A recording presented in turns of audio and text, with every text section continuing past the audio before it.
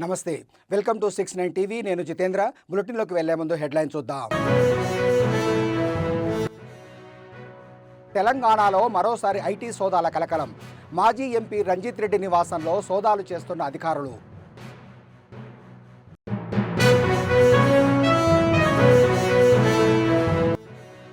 రామాంతపూర్ ఘటనకు ప్రభుత్వమే బాధ్యత వహించాలి. బాధిత కుటుంబాలకు 50 లక్షల పరిహారం ఇవ్వాలన్న బీజేపీ నేత ప్రభాకర్.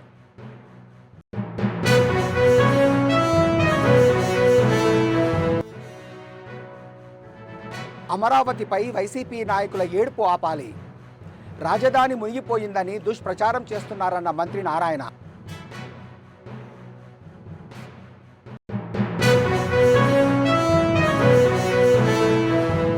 విశాఖ స్టీల్ ప్లాంట్ ఊపిరి తీసిన వ్యక్తి మాజీ సీఎం జగన్. స్టీల్ ప్లాంట్ పరిరక్షణలో చంద్రబాబు కీలక పాత్ర పోషించారన్న పల్లా శ్రీనివాస్.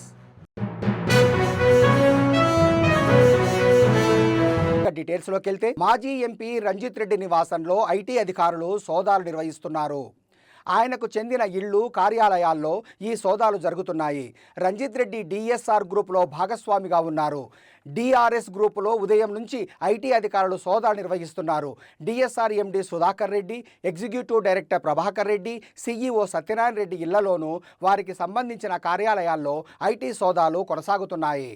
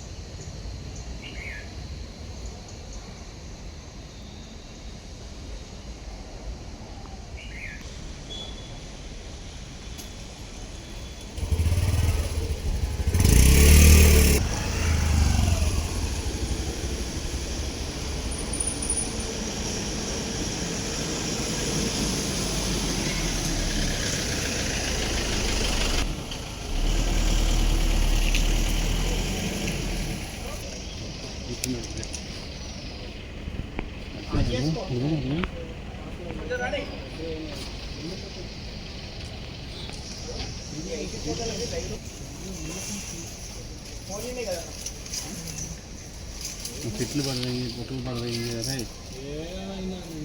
అదే పని చేస్తే పనులు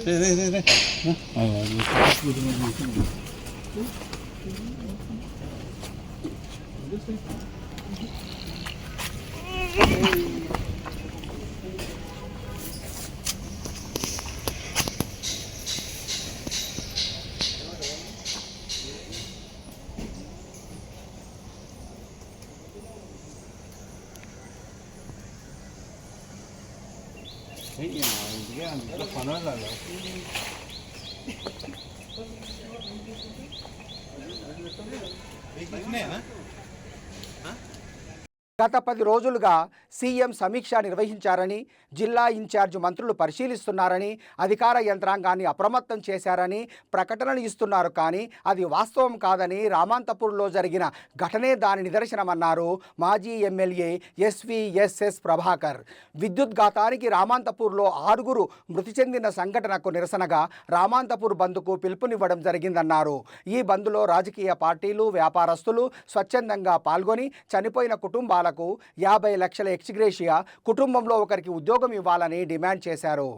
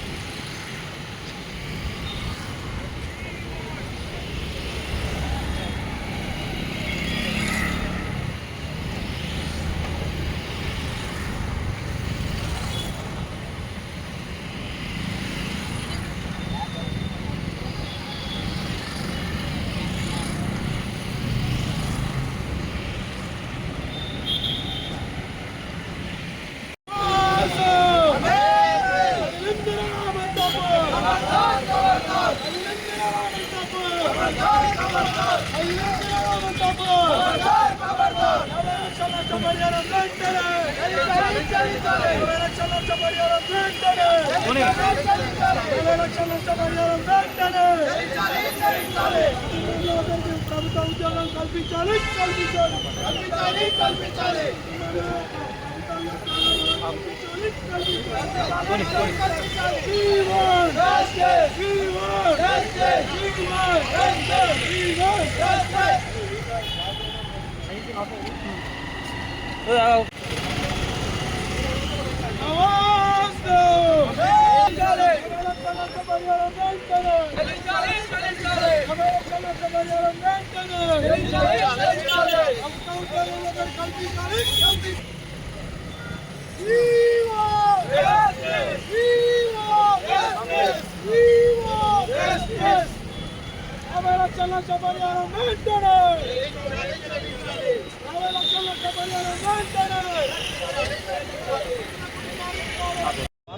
కృష్ణాష్టమి రోజు రామంతపూర్లో జరిగిన దుర్ఘటన 6 మంది బలైపోయినరు.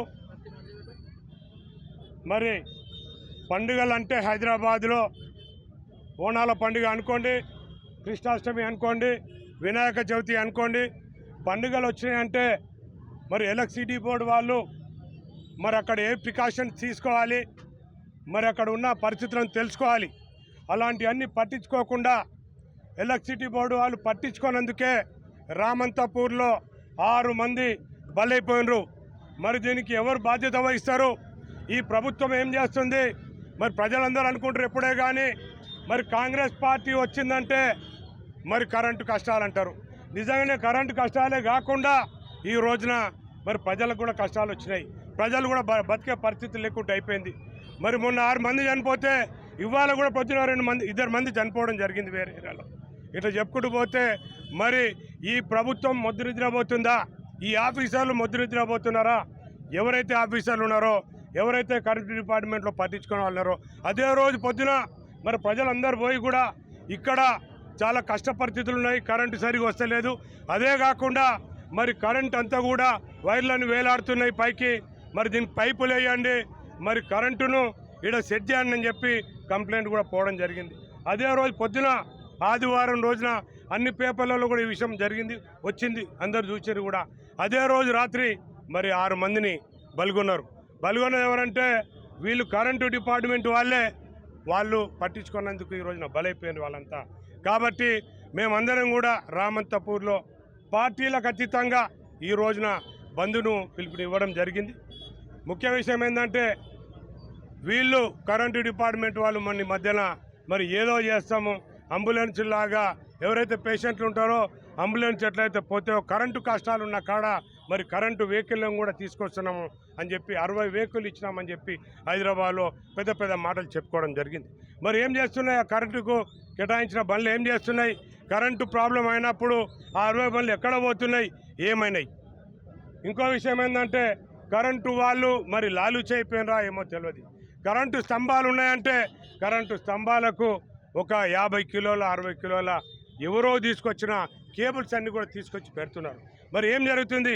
కేబుల్ అనేది గవర్నమెంట్కి సంబంధించిందా, కరెంటు వాళ్ళకి సంబంధించిందా, ఎలక్ట్రిసిటీ డిపార్ట్మెంట్కి సంబంధించిందా?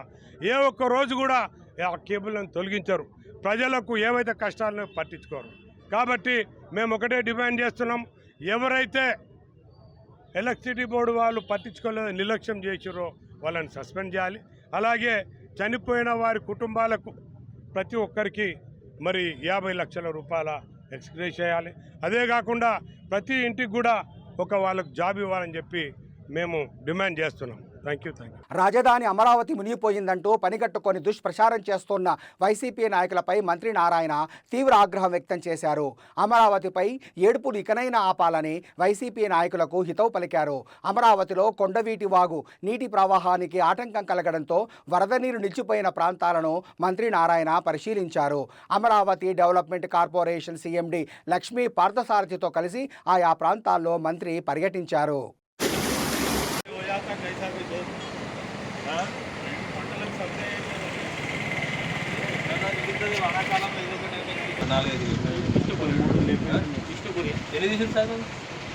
ఏమో తెలియదు.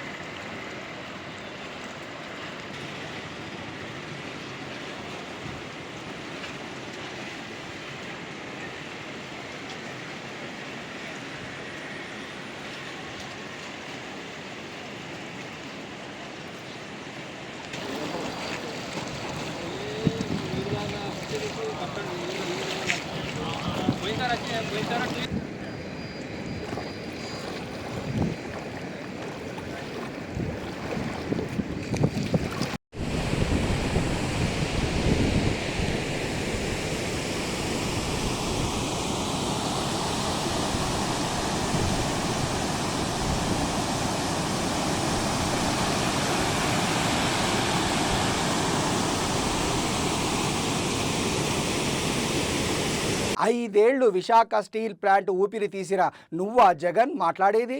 ఏపీ టీడీపీ అధ్యక్షులు పల్లా శ్రీనివాసరావు ఆరోపించారు. విశాఖ ఉక్కు ప్లాంట్ ప్రైవేటీకరణపై వైసీపీ దుష్ప్రచారం చేస్తుందన్నారు.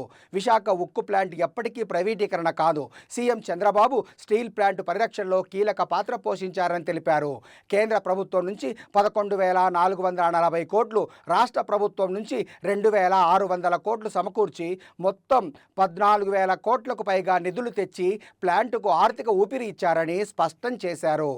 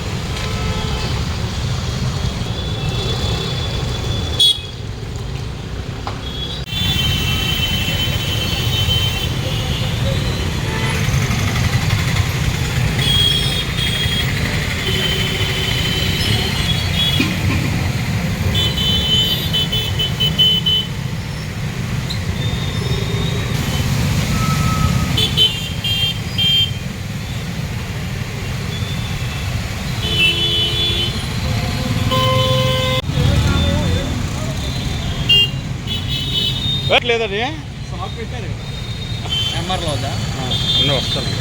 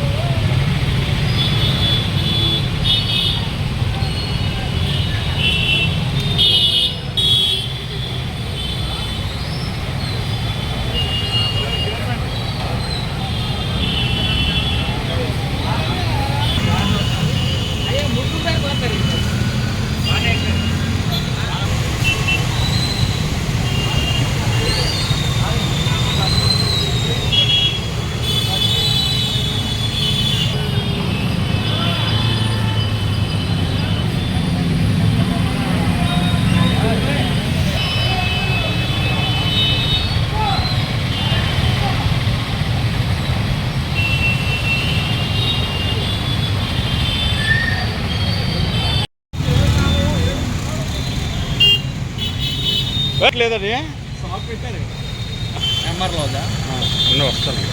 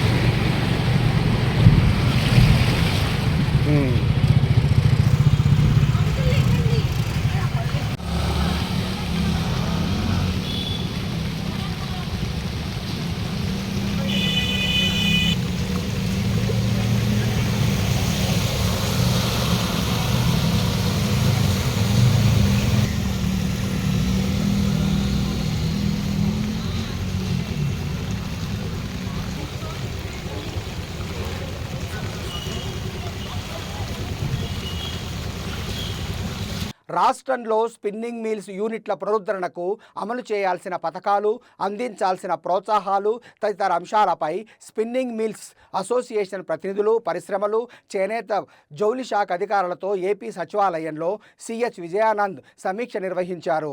రాష్ట్ర పరిశ్రమల శాఖ కార్యదర్శి యువరాజ్, చేనేత మరియు జౌలి శాఖ కమిషనర్ రేఖారాణి, రాష్ట్ర స్పిన్నింగ్ మిల్స్ అసోసియేషన్ ప్రతినిధి కోటేశ్వరరావు తదితరులు ఈ సమీక్ష సమావేశంలో పాల్గొన్నారు.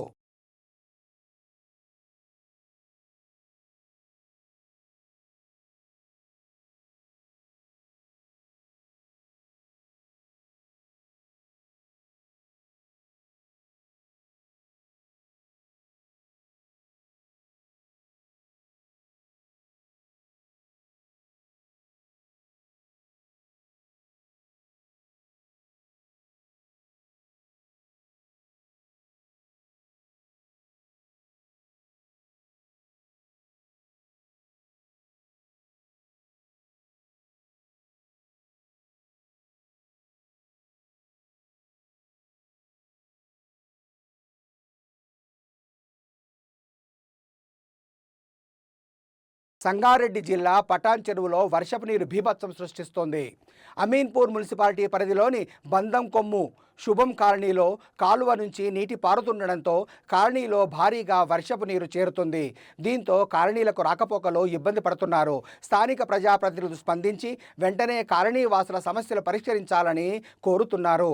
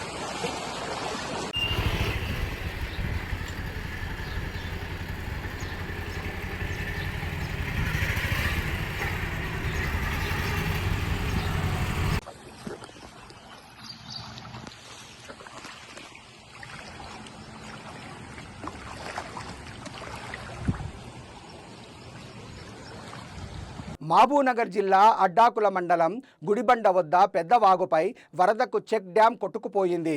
కాంట్రాక్టర్ నిర్లక్ష్యం వల్లే కట్టిన 2 నెలల్లోనే చెక్ డ్యాం కొట్టుకుపోయిందని, దీనివల్ల తమ పొలాలు, ట్రాన్స్ఫార్మర్, పైపులైన్లు కొట్టుకుపోయాయని రైతులు ఆవేదన వ్యక్తం చేశారు.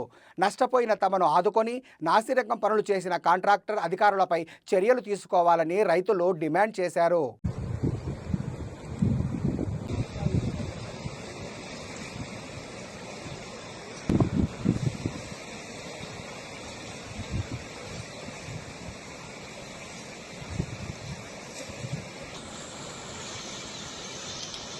మా పొలం దగ్గర చెక్ డ్యామ్ వేసిండ్రు. రాసాల కల గుడిబండ మా పొలం కర ముందరికి దవ్వ ఏమంటే వేయలేదు. వేయడానికి ఇక్కడ మళ్ళీ మా పొలాలన్నీ ఎక్కిపోయినాయి. కాంగ్రెస్ ప్రభుత్వం వచ్చినాక 2 నెలలు కూడా కాలేదు వేసి చెక్ డ్యామ్ వేసి.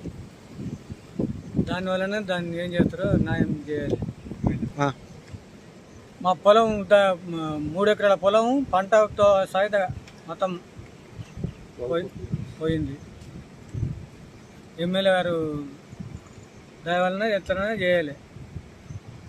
అయితే మా మామ పొలం మీద ఉంది. ఆ చెక్ డ్యామ్ పక్కనే వేస్తుంటే కట్ట వేసేటప్పుడు ఇంకా అసలు పెంచుండి అని మస్తు అడుక్కున్నారు వాళ్ళు. అంటే వినకుండా వాళ్ళు ఏం కాదు ఏం పోతే మేము చూస్తాంలే, గట్టిగానే వేస్తామని చెప్పి వేయడం జరిగింది. అది మొత్తం తెగడం జరిగింది. తెగిపోయి మొత్తం 2 ఎకరాలన్నర ఉంటుందేమో మొత్తం కోసుకొని పోయింది. 3 తెగిన కాడికైతే 3 ఎకరాలు పోయింది.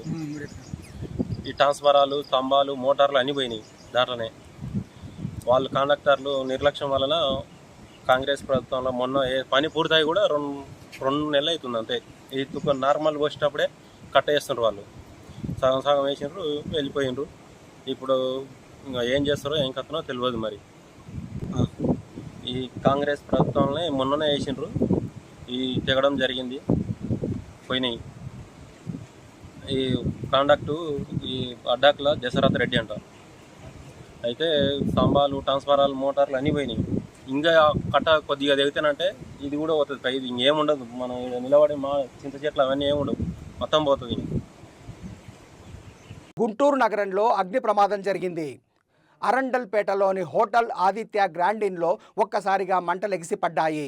గదిలో మంటలు వ్యాపించిన సమయంలో ఎవరూ లేకపోవడంతో ప్రమాదం తప్పింది.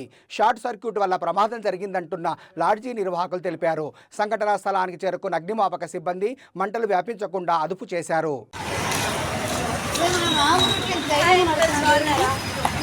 శ్రీశైలం ఘాట్ రోడ్డులో బండరాలు జారి పడుతుండటంతో రాకపోకలకు అంతరాయం కలిగింది. భారీ వర్షాలకు శ్రీశైలం ప్రాజెక్టు వ్యూ పాయింట్ నుంచి పాతాళగంగ వెళ్లే దారిలో గుట్టపై నుంచి బండరాలు దొర్లిపడ్డాయి. దీంతో శ్రీశైలం ప్రధాన రహదారిపై వాహనాల రాకపోకలకు అంతరాయం కలిగింది.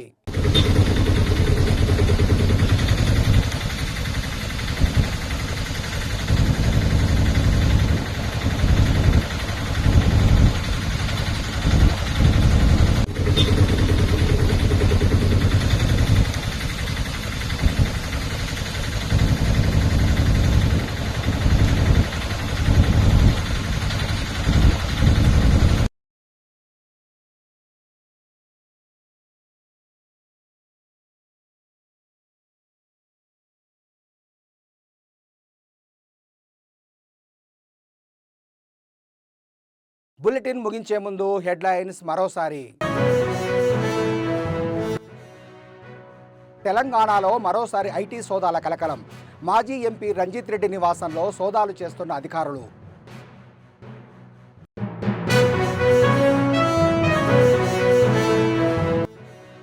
రామాంతపూర్ ఘటనకు ప్రభుత్వమే బాధ్యత వహించాలి. బాధిత కుటుంబాలకు 50 లక్షల పరిహారం ఇవ్వాలన్న బీజేపీ నేత ప్రభాకర్.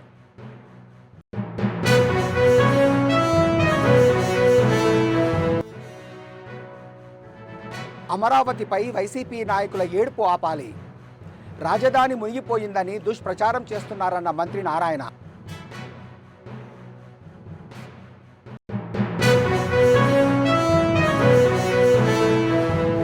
విశాఖ స్టీల్ ప్లాంట్ ఊపిరి తీసిన వ్యక్తి మాజీ సీఎం జగన్. స్టీల్ ప్లాంట్ పరిరక్షణలో చంద్రబాబు కీలక పాత్ర పోషించారన్న పల్లా శ్రీనివాస్.